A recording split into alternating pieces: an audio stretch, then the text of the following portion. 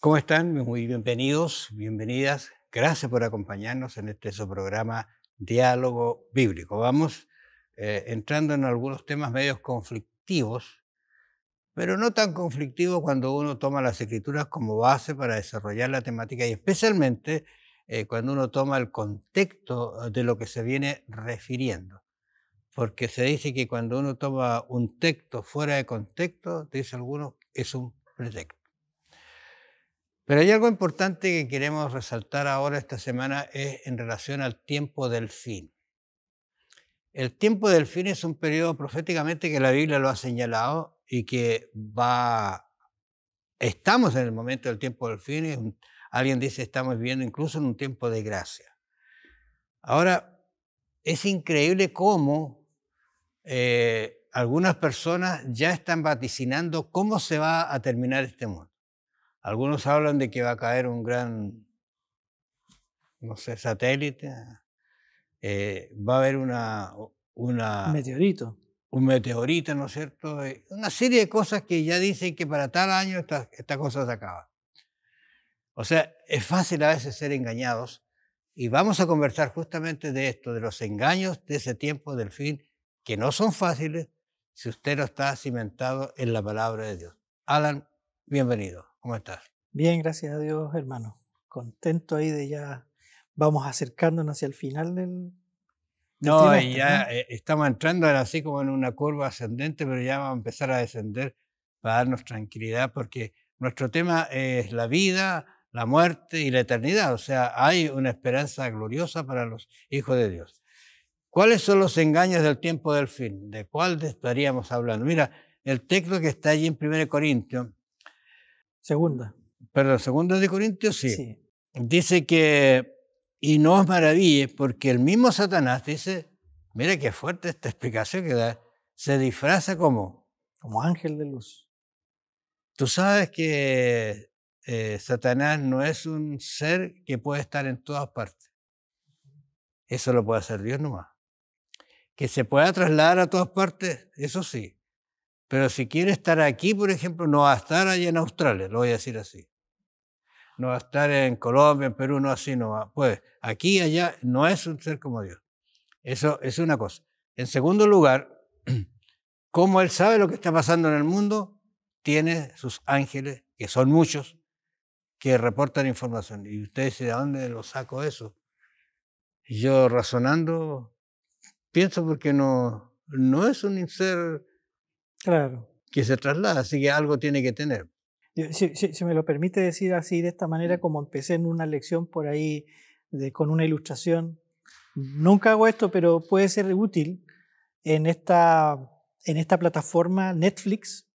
Hay una película que yo recomendaría ver, los adultos, ¿no? Que se llama El arma del engaño. Así se llama la película. Pero cuenta un hecho verídico súper importante que, si mi memoria no me falla, creo que fue el 6 de junio del año 1944, que se le conoce en la historia como el Día D. Ajá, sí. Para no alargarme mucho, porque es una introducción, yo me acordé de esto porque todos los historiadores y cientistas políticos, cuando han analizado esa historia de lo que pasó, se supone que con un asunto de contrainteligencia, con espías falsos y todo eso, se levantó un engaño que es uno de los más grandes y sofisticados de la historia en un tiempo de guerra. Hasta el día de hoy lo consideran el más grande, donde hicieron un trabajo tal los aliados, especialmente los británicos, para hacer engañar a Hitler y a sus generales de que ellos iban a desembarcar en un lugar, y finalmente fue en el lugar más lejano, que fue ahí en Normandía. O sea, estoy citando esto solamente a manera de introducción porque este tema tiene que ver mucho con cómo la Biblia nos ayuda a desentrañar los engaños satánicos, pero el engaño es poderoso. Y fue de tal poder en el día de que generó que el inicio de la derrota del nazismo en esa época y de la Segunda Guerra Mundial. Así que nunca hay que subestimar el engaño, son los del tiempo del fin, y este texto nos habla de que el enemigo se disfraza con varios temas que hay que abordar acá. Con uno de ellos, por ejemplo, el misticismo, ¿no? Ahora fíjate que eso del misticismo Cuando uno estudió esto, recorre así un poquito la historia, se encuentra que hay personas que son así. Uno dice, oye, eres místico, no sé si la has usado, ¿la usas? Claro. ¿Qué es lo que es el misticismo? Esa asociación que puede haber entre ser humano y Dios y que se transforma en una realidad, Una que no es experiencia, ¿no? una experiencia que ya casi somos dioses, ¿cierto? Entonces, eso es complejo.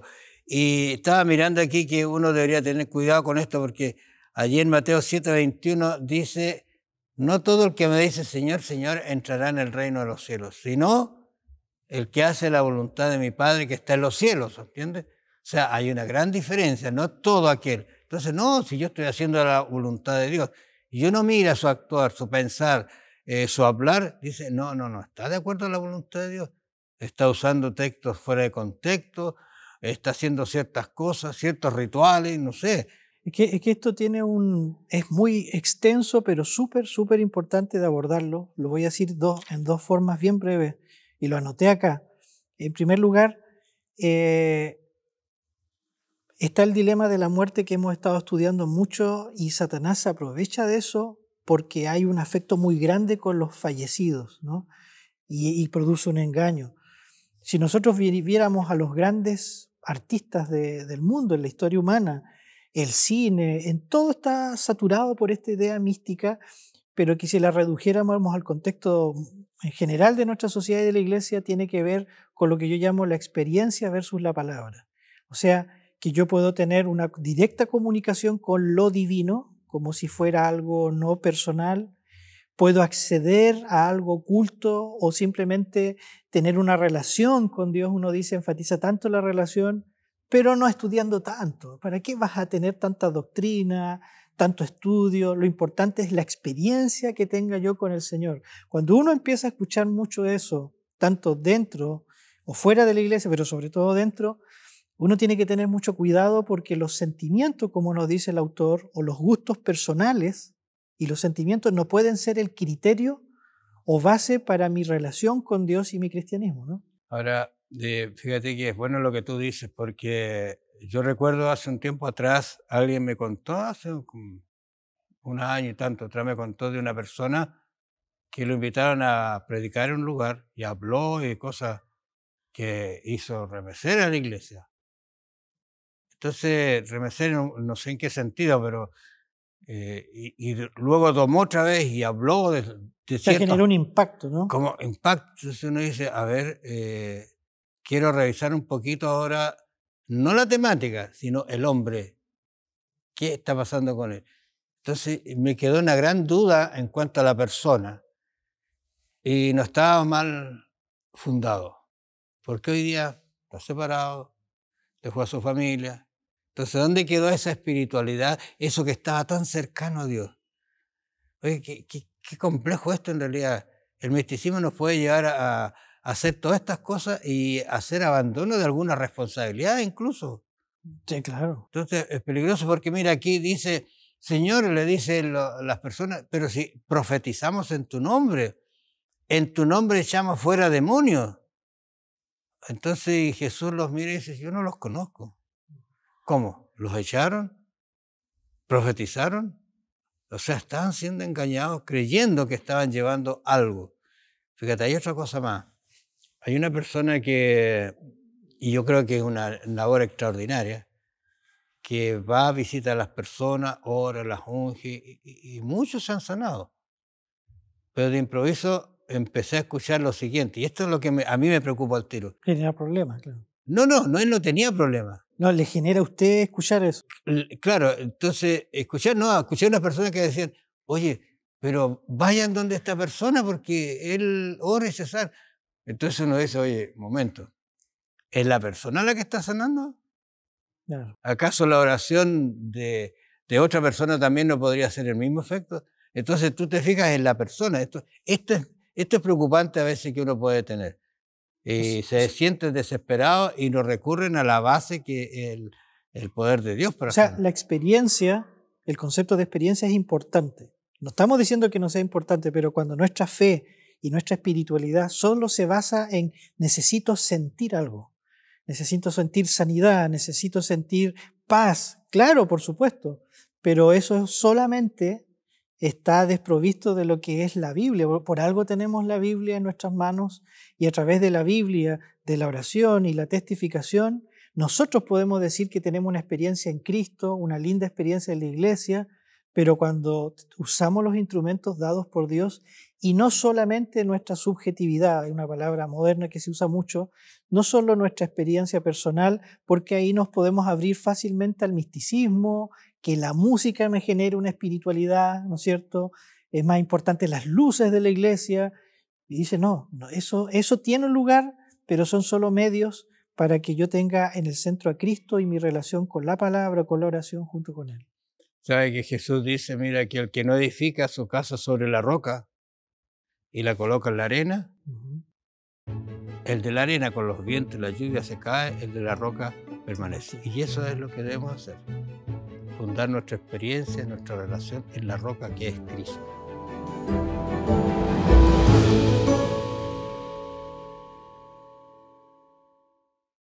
Vamos a seguir conversando, Alan, acerca de esta temática que estamos tratando, situaciones que son un poquito complejas, pero los engaños del tiempo del fin, el momento en que Satanás está trabajando para, si es posible, como dice la Escritura, engañar a los escogidos.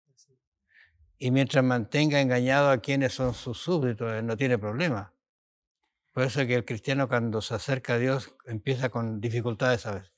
Pero mira, experiencias cercanas a la muerte. ¿Qué es eso? ¿De qué trata el autor? Que alguien, ¿no es cierto?, entra en un estado de enfermedad, muere y clínicamente muere y vuelve. ¿Cómo lo entiendes tú eso? ¿Hay argumentos científicos, entre comillas? Sí, claro, acá dice exactamente todas las experiencias cercanas a la muerte informadas en la literatura moderna pertenecen a personas consideradas clínicamente muertas, pero no realmente muertas. O sea, en ese espacio donde, por ejemplo, parece que está muerto, y tienen experiencia, ese es el lapso, y de repente vuelven y cuentan esas experiencias, ¿no? Esa es la idea. Mira, yo estuve hace poco en Santiago y visitaba unas personas, vecinos del barrio que nos saludaron, y entre ellas había una señora que contaba que su esposo había fallecido, pero que ella todas las noches la venía a ver. Podía sentir su presencia, dice, con ella ahí en la cama, qué sé yo. Entonces tuvimos que entrar especialmente mi señora, a conversarle acerca de esta situación que no es real. Y la Biblia dice que los muertos nada saben, su memoria es puesta en olvido. Claro. Incluso habla de que estarán los hijos, qué sé yo, hablando, adorando y no hay. Entonces, ¿cuál es la idea de estas que, entre comillas, ciencias que se están examinando? Es ir tras una postura de inmortalidad del alma, que es un tema que nace en el Edén. O sea, se asume eso, ¿no? Claro, porque ¿qué pasó en el Edén? Dios dijo moriréis, y ¿qué dijo Satanás? No moriréis. Y seréis como dioses. Y seréis como dioses, le agrega. Y le agrega diciendo, sabiendo el bien y el mal. O sea, yo lo veo de esta manera y voy a citar un autor que no está en el folleto, pero que es chileno, se hizo muy famoso en el mundo, que se llamó Sergio Peñailillo. Él fue profesor de la Universidad de Chile, murió en 2007, 2014 creo.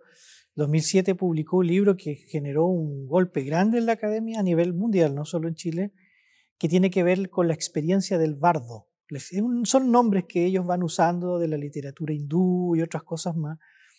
Pero lo interesante es que él, siendo muy católico, él fue católico, se salió, después volvió al catolicismo y él empezó a encontrar, es un libro completo que trata de estas experiencias, de qué pasa en ese lapso donde pareciera que la persona muere o murió y vuelve, pero todas, es lo increíble, y él reconoce en su libro, tienen estas experiencias una cuota de que el alma entonces sería más inmortal, apoya esa idea, que ya sabemos que es contraria a la Biblia, y segundo, de que muchas de estas personas tienen comunicación con difuntos, con ancestros, con gente de otras vidas o gente con la que se separaron Y entonces uno empieza a decir, pero a ver, alto, ¿es algo que la Biblia apoya? Y el autor entonces del folleto nos dice, o son cuestiones directamente satánicas relacionadas a alguna manifestación espiritual sobrenatural, o efectivamente tienen experiencias pero que se podrían explicar de tipo neurológico, pero claramente si fuera la primera opción no podemos armonizarlo con lo que dice la Biblia. Bueno, en la Biblia cuenta de experiencias cercanas a la muerte. Por ejemplo, tú recuerdas a Elías, resucitó un joven, dice acá la Escritura, y Jehová oyó la voz de Elías y el alma del niño volvió a él y vivió. Pero no cuenta que hubo algo en ese periodo. Claro, no, y no hay ninguna parte de la Biblia que diga eso. Nunca aparece. Bueno, el ejemplo más clásico es el de Lázaro. Él podría haber contado su experiencia mientras estuvo... Tuvo 4 días para contar, por decirlo así. Y hartas cosas podría haber visto, pero no pasó nada.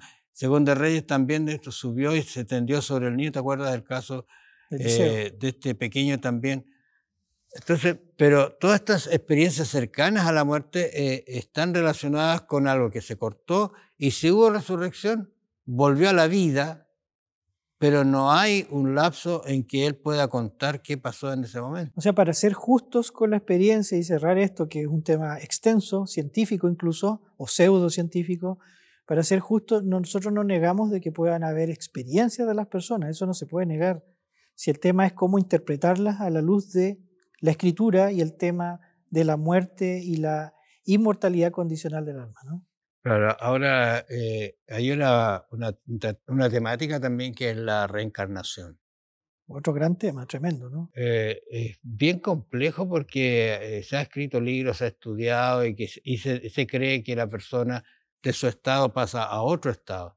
Incluso hay lugares donde ciertos animales no se tocan. Como ahí viene el dicho, la vaca sagrada. Claro, te la fijas, India. porque podría ser que sea mi abuelo o mi tatarabuelo que ande por aquí dando vueltas.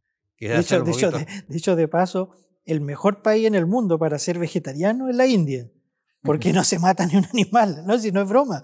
Yo he hablado con gente de allá y está lleno de restaurantes que son vegetarianos porque no se consume. No en todas partes, pero en una buena parte de la India, y la India, usted sabe, el país más poblado del mundo ahora.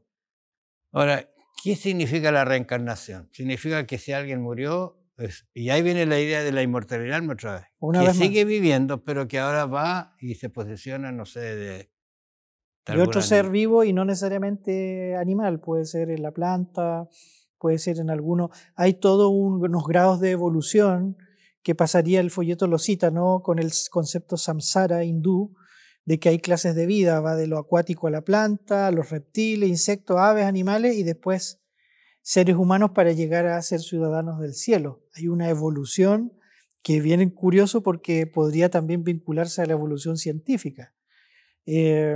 Francisco Varela, Humberto Maturana, que son filósofos chilenos muy renombrados, ya fallecidos, ellos trataban de hacer estas conexiones, ¿eh? No es una cosa que uno se le ocurra y que esté como cristiano criticando. Ellos mismos hacen planteamientos con la religión budista y a veces hinduista, pero lo puntual es que, y cité esta cita, es que muchas de estas ideas tienen que ver con la frase del día, la encontré genial el martes, que dice: muchos creen no en lo que deberían creer, sino en lo que quieren creer. Si me permite hacer una cosa aparte de esto, pero que tiene que ver, ¿sabe por qué a veces he pensado que es tan fácil creer en la reencarnación? Porque hoy en día es una creencia muy difundida, porque en la reencarnación que pertenece al hinduismo y a otras religiones también antiguas, paganas, primero en las religiones orientales casi en su totalidad no hay concepto de pecado, no existe el pecado. El mal tú lo puedes armonizar con el bien, coexisten, todo eso. O a lo más siempre tiene que ver con tu yo. Tú eres el que se reencarna o tú eres el que controlas tus emociones y pasiones. Pero cuando no hay pecado, no hay culpa. No siento culpa. Y por lo tanto, si no hay culpa, no hay un cielo o un infierno al cual yo me deba en mis decisiones humanas. Da lo mismo, ¿me entiendes? Y este engaño, que es como que abarca varias ideas, es importante analizarlo a la luz de la Escritura, porque como hemos visto durante este trimestre, la Biblia va en otra dirección, al llegar a decirnos que las consecuencias de nuestras decisiones en este mundo tienen consecuencias eternas también para la vida futura. Bueno, Jesús le dijo a Eva, ciertamente morirás, y murieron. Satanás ha dicho que no, pero se sigue cumpliendo la palabra de Dios.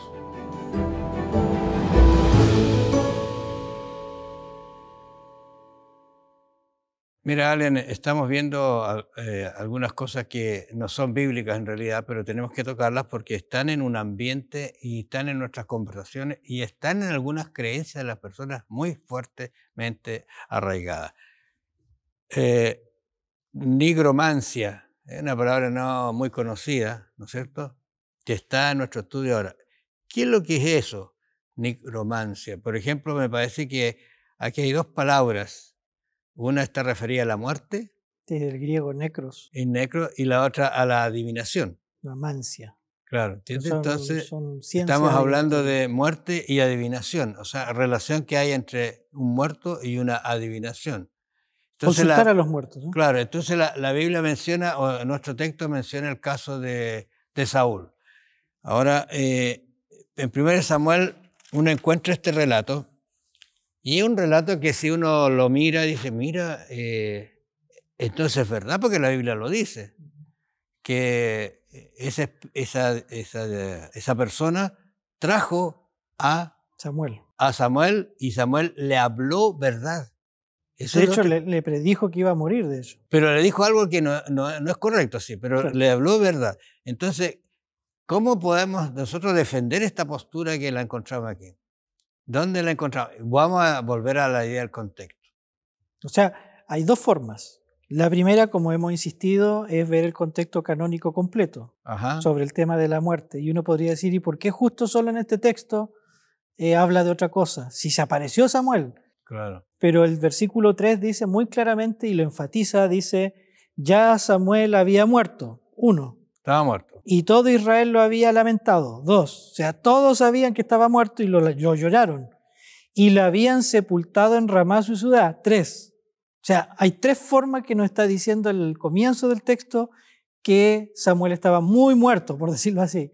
Y después añade, dice, y Saúl había arrojado de la tierra a los encantadores y adivinos. Y uno dice, ¿por qué tendría que hablar de esto justo en el contexto de la muerte de Samuel? Porque el autor está preparándonos para el relato, este encuentro que necesitamos leerlo entero, lo pueden leer en su casa, de esto que el mismo Saúl sabía que estaba mal. Claro. Y hay varios detalles, va de noche, se esconde, se disfraza, por decirlo así, porque él sabe, como el texto no está recordando, que eso estaba equivocado. Y va donde la adivina, y si me permite para terminar esta idea, en este encuentro de hacerme venir a Samuel, dice el pedido de Saúl, el versículo 13 dice otra cosa interesante.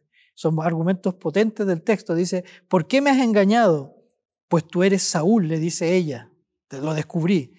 Y el rey le dijo, no temas, ¿qué has visto? Y dice el texto, y la mujer respondió a Saúl, he visto dioses, en el hebreo es Elohim, he visto dioses que suben de la tierra. Mira, eso es interesante, pero si tú sigues leyendo, no dice en ninguna parte que es Samuel. Si tú lo lees con tranquilidad, ¿qué es lo que dice? Ve una persona, como yo podría decir, canosa, con un traje largo, ¿no es cierto? Ah, ¿y qué dice Saúl? Es Samuel, claro. No lo vio, no lo mostró, pero sí el texto dice que le dijo cosas verdaderas, que efectivamente Dios se había apartado de él, lo había abandonado. Ahora, hay otro detalle ahí que Saúl consultó, dice, a los profetas, a los sacerdotes, consultó al Urim y al Tumim, o sea, no hubo respuesta. Y no hubo respuesta. Y ahí fue a algo que él sabía que no era verdad, o sea, él se había apartado de Dios. Y Satanás usó de lo que él estaba aceptando para engañarlo a él mismo. O sea que hay varias lecciones, pero acá hay 2 lecciones súper importantes.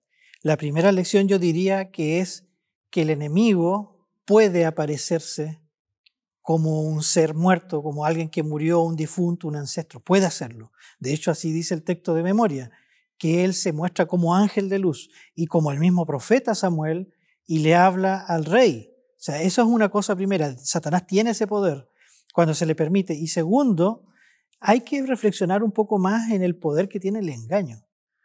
porque hemos estado hablando de los engaños del tiempo del fin, y el poder justamente en que reside el engaño es que no es abiertamente una mentira, sino que siempre viene con una cuota de verdad para que sea creíble la mentira o el engaño que se está presentando. Claro, en relación a eso que estás conversando, esas apariciones que van a estar, ¿no es cierto? Esas personificaciones, bueno, la Biblia nos habla de que son reales. ¿En qué sentido? Reales, pero no son la persona que parece. Vuelvo a insistir sobre casos yo leía la otra vez, de reuniones de niños en que les dicen, ¿te gustaría ver a tu perrito que se murió? A un niñito. Y él dice sí, entonces aparece el perrito y él lo puede ver. Ahora, dile que eso es mentira a un niño. Si lo está viendo. Entonces, estos son engaños muy, muy fuertes. Y si me permite intervenir un poco en esto, porque es importante para los niños y los jóvenes. Esto podrían decir, uno está hilando muy fino. No, no es así, hay que verlo de esa manera. Yo veía uno de los grandes spots, el más famoso que se lanzó durante el Mundial sobre los jugadores. Y hay uno que es donde aparecen varios jugadores, pero de distintas épocas. Viene el Ronaldo que era de su época, y vienen como era antes. Viene joven, viene otro de esta época, y los mezclan en una especie de juego de partido. Y uno dice, ¿qué está pasando? Y hay unos científicos detrás que están permitiendo eso. Claro, es muy interesante, atractiva la idea, y uno se ríe, pero la idea detrás subyacente es que la ciencia o la tecnología puede producir eso. ¿Y por qué insistir tanto en traer, y hay otros spots que hacen lo mismo, de traer gente que ya está muerta o que desde su pasado viene y se reencuentra con otro? Son ideas que sutilmente van preparando la mente de la gente para abrirse a la idea, como la que lanzó también Amazon hace poco, de un aparatito donde tú puedes hablar, programarlo con alguien que ha muerto. Por ejemplo, se murió un hijo, y tú tienes grabaciones de tu hijo y capta ese aparatito, y tú de repente en la mañana puedes hablarle al aparato y te responde, y es la voz de tu hijo. Y habla como si fuera una persona normal, y uno dice, ¿qué es eso? ¿Por qué lanzar una cosa así? Hoy en día están muy difundidas estas ideas en el cine, como decía, y en muchos otros medios, en el arte, y solo la palabra de Dios es la única que puede ayudarnos a discernir cuándo estamos frente a un error o frente a las verdades del Señor.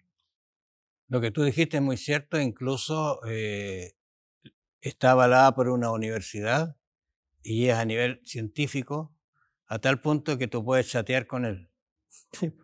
puedes conversar y llamarlo. Entonces, si tú escuchas la voz, conversan lo que solamente sabían los dos, entonces, ¿dónde queda la duda? Complejo, porque la palabra de Dios dice que en el último tiempo del fin, si es posible, Satanás va a engañar a los que son fieles, si es posible. ¿Será posible que usted sea engañado? ¿Será posible que un día usted le diga, sabe que Cristo apareció en el tal lugar y usted va a ir a verlo? Un Jesús que está sanando está en un estadio, vaya usted y será sanado. Oiga, la Biblia dice exactamente que Satanás se va a vestir como ángel de luz y usted no puede ser engañado. Y si es engañado, entonces va a sufrir las consecuencias del engaño. Dios lo quiere, lo ama y ha abierto la Escritura para que usted se salve y no tenga y no crea a estos engaños. Que el Señor los bendiga y los acompañe. Nos vamos a encontrar la próxima semana.